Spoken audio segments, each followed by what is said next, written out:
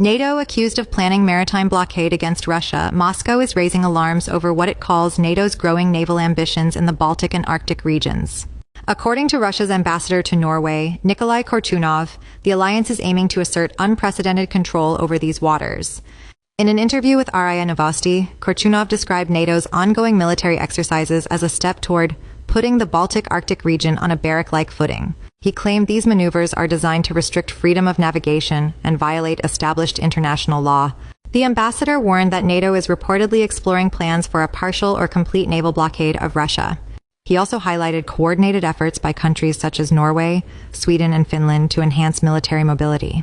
This includes expanding transport and logistics corridors eastward and using cross-border bases and military infrastructure.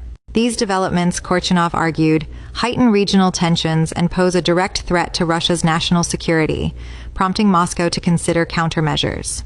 The warning comes in the wake of reports that UK Defence Secretary John Healey met with counterparts from Baltic and Nordic nations at the Munich Security Conference to discuss potential measures against Russia-linked oil tankers. Western powers have recently detained multiple cargo vessels tied to Russia, which Moscow has condemned as acts of piracy and breaches of maritime law. Previously, Russian officials have voiced concerns over NATO's intentions in Europe's strategic waters. Last year, presidential aide Nikolay Patrushev warned that NATO could paralyze Russian ports in St. Petersburg and Kaliningrad while seeking to transform the Black and Baltic Seas into what he described as internal waters of the alliance. Moscow has repeatedly indicated it is preparing measures to counter such moves.